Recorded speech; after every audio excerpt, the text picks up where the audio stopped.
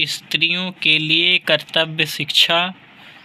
पतिव्रता सावित्री। मध्य देश में अश्वपति नाम के एक बड़े ही धार्मिक और ब्राह्मण सेवी राजा थे। वे अत्यंत उदार हृदय, सत्यनिष्ठ, जितेंद्रिय, दानी, चतुर, पूर्ववासी और देशवासियों के प्रिय, समस्त प्राणियों के हित में तत्पर रहने वाले और क्षमाशील थे। उनके सावित्री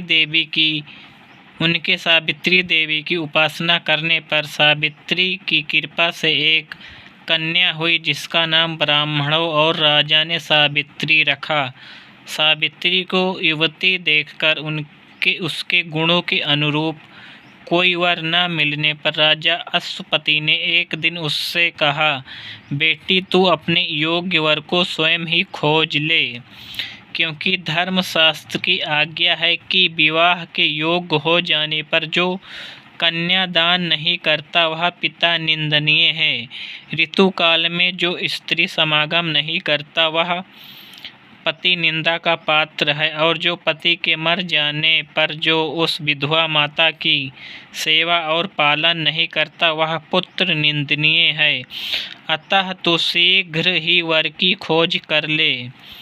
पुत्री से यूं कहकर उन्होंने अपने बूढ़े मंत्रियों को आज्ञा दी कि आप लोग सवारी लेकर सावित्री के साथ जाएं।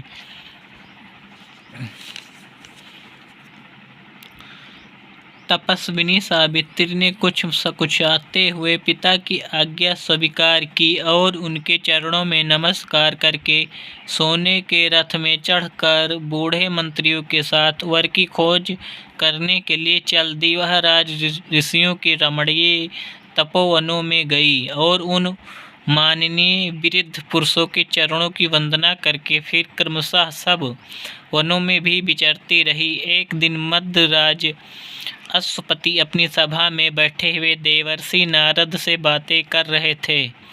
उसी समय मंत्रियों के सहित सावित्री समस्त तीर्थों में विचर कर अपने पिता के घर पहुंची। उसने पिताजी तथा नारद जी को भी प्रणाम किया।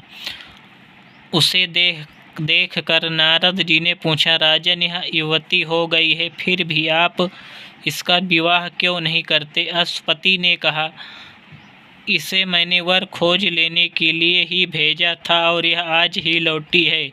आप इसी से पूछिए इसने किसको चुना है। फिर पिता के यह कहने पर कि तू अपना वृत्तांत सुना। सावित्री ने कहा, साल्व देश के राजा दुमतसेन राज्य छीन जाने से वन में तपस्या कर रहे हैं।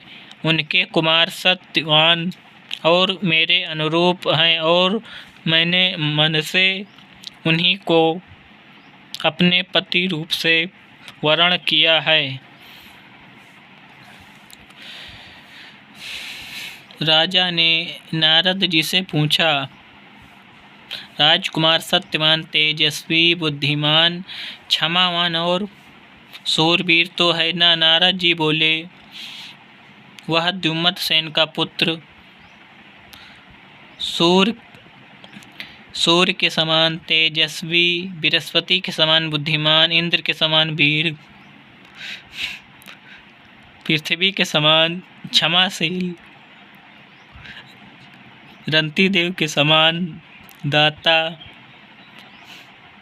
उसी नर के पुत्र शिवी के समान शरणागत रक्षक, ब्रह्मण्य और सत्यवादी, ययाति के समान उदार, चंद्रमा के समान प्रिय दर्शन और अश्वनी कुमारों के समान अद्वितीय रूपवान है। वह जितेंद्रिय, मृदुल स्वभाव, शूरवीर, मिलनसार, ईर्ष्याहीन, लज्जाशील और तेजस्वी है। अश्वपति ने कहा, आप उसे सभी गुणों से संपन्न बता रहे हैं। यदि उसमें कोई दोष हो तो वह भी बताइए।